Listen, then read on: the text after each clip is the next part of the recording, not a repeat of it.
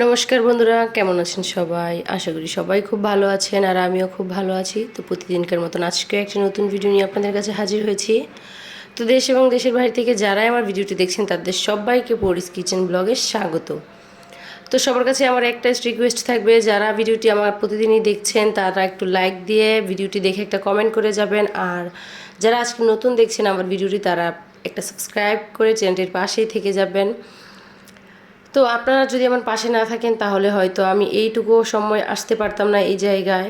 আপনারা আছেন বিদায় আমি এখনও কন্টিনিউ করছি, না হয় কবেই এই কাজ থেকে দূরে চলে যেতাম। তো আপনাদেরকে অনেক অনেক ধন্যবাদ। তো আজকে আপনাদের সাথে কিছু কথা বলতে চাই, সেগুলো হচ্ছে যে মেয়ের বাবা যদি বস্তা ভরে মেয়েকে দিতে পারে, মেয়ের শ্বশুরবাড়িতে দিতে পারে, তাহলে মেয়ের শ্বশুরবাড়ির 14 গোষ্ঠী সবাই অনেক খুশি থাকে। তো আসলে এই সবগুলা সবজি আমার বাবা কিনে আনছে, এই ফল টল সবজি টবজি সব কিছুই কিনে আনছে বাবার সাধ্য মতো, যা বাবা যতটুকু পেরেছে সব কিছুই নিয়ে আসছে মেয়েকে খুশি করার জন্য, মেয়ের শ্বশুরবাড়িতে সম্মান রক্ষা করার জন্য। তো আমার বাবা আসলে সব সময় আসার সময় এরকম বস্তা বস্তা ভরে এইটা সেটা কত কিছুই নিয়ে আসে মেয়ের জন্য।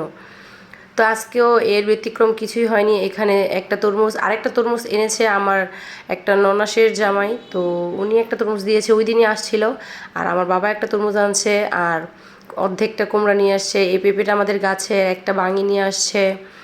আর এই কিছু শাক আমার মা গ্রাম থেকে তুলে দিয়েছে, কারণ এই শাকগুলো আমি অনেক পছন্দ করি তাই। সাথে এখানে লেবু পাতাও দিয়ে দিয়েছিল, আর এখানে কিছু ডাল দিয়েছে, দুই দিকে 2 রকমের ডাল দিয়ে দিয়েছিল। আর এখানে কিছু মিষ্টি আলু দিয়েছে। মিষ্টি আলু আমি পছন্দ করি, আমার শাশুড়ি মাও মিষ্টি আলু পছন্দ করে, তবে কিনে তো খাওয়া যায়, তারপরও বাবা নিয়ে আসে মেয়ের জন্য। আর এই তো আমার মেয়ের হাতে যে পুতুলটা দেখছেন সেটাও নিয়ে আসছে। আমার বাবার আসলে দোকান যেগুলোতে খেলনা স্টিলের সব জিনিসপত্র বিক্রি করে, থালা বাসন যা আছে, তো বাবা নাতিনের জন্য একটা খেলনা নিয়ে আসছে। আর এই তো এই যে দেখুন এখানে সব কিছু একসাথে। শাশুড়ির জন্য পান সুপারিও নিয়ে আসছিল। আর এই দেখুন কত পুতুলটা কত কিউট, কত সুন্দর, তাই না? একদম আমার পরীর মতন একটা ছোট্ট পরী। এই পরী ঢলটার সাথে কিন্তু একটা ব্যাগও আছে। আমার মেয়ের পুতুলটার থেকে বেশি পছন্দ হয়েছে ব্যাগটা, কিন্তু বুঝছেন ব্যাগটা কিন্তু অনেক সুন্দর, অনেক সুন্দর। আমি বলছি বাবা তুমি ব্যাগটা রেখে দাও, পহেলা বৈশাখের দিন তুমি এই ব্যাগটা নিয়ে হেঁটো মানে সাজুগুজু করে হাতে নিয়ে হাঁটবে আর কি, তারকে বলছিলাম আর কি। যাই হোক, তো আমার মেয়ে এই তো পুতুলটাকে ছাড়ছিল না, বারবার আমি ভিডিও করার জন্য নিচ্ছি আর সে নিয়ে যাচ্ছে। তো এখন নিয়ে বসেছে পুতুলটাকে, সে মহা খুশি। তার দাদু, তার নানুভাই তার জন্য এত সুন্দর একটা পুতুল নিয়ে আসছে।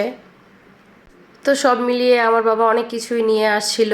তো বাবা আসলে মেয়েকে খুশি করেছে, তো মেয়ের সম্মান রক্ষা করেছে, সেটাই অনেক কিছু। তবে আমার শ্বশুরবাড়িটা তেমন না, তারা যদি কোনো কিছু নাও নিয়ে আসে আমার শ্বশুরবাড়ির একটা লোকও কিছু বলবে না, কারণ তারা সবাই অনেক ভালো মানুষ। তো যাই হোক, এখানে কিছু চিপস আনছিলাম ওই দিন আমি চাষারা থেকে, সেই চিপসগুলো এখন ভেজে নিব, এর জন্য কিছুটা মানে নিয়েছি। কিন্তু এখানে আর কেউ খাওয়ার নেই, শুধু আমি একাই খাবো।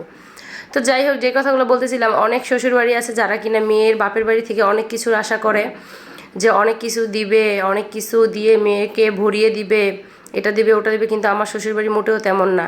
আমার হাজব্যান্ডও যদি পারে তার শ্বশুরবাড়িকে দিবে, কিন্তু সে নিজে কখনোই তার শ্বশুরবাড়ি থেকে কিছু নিতে চায় না। তো আমি সব দিক দিয়ে আলহামদুলিল্লাহ অনেক অনেক কৃতজ্ঞ আমার হাজব্যান্ডের কাছে, যে আমি এরকম একটা হাজব্যান্ড পেয়েছি আমার লাইফে। তো যাই হোক, প্রত্যেকটা মানুষেরই বুঝতে হবে যে মেয়ের বাবার অনেক কষ্ট করে মেয়েকে মানুষ করে একটা পরের বাড়িতে পাঠিয়ে দেয়, সে কিছু দিতে পারুক আর না পারুক সেটাকে মেনে নিয়ে চলতে হবে। প্রত্যেক বাবা মাই চায় নিজের সন্তানকে ভালোভাবে রাখার, ভালো কিছু দেওয়ার, তবে যার সামর্থ্য যতটুকু সে ততটুকুই দিবে, বুঝতে পারছেন? এর বেশি তো আর সে পারবে না।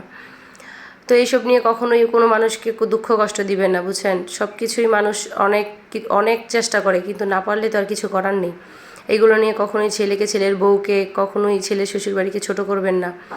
তো যাই হোক, বলতে বলতে এইখানে আমার চিপসগুলো অনেকগুলো ভেজে নিচ্ছিলাম, আর এই চিপসগুলো অনেক ভালো লাগে। আমি এটার উপর চিনি ছিটিয়ে তারপর খাই, সেটা আমার অনেকই ভালো লাগে। তো আমি একাই খাবো, তার জন্য বেশি ভাজবো না, অল্পই ভাজবো। তো যাই হোক বন্ধুরা, ভিডিওটা আর বেশি বড় করছি না, আমার ভিডিওটা এই পর্যন্তই। যদি বেশি ভালো লাগে থাকে তাহলে একটা লাইক কমেন্ট করে দিবেন। নমস্কার।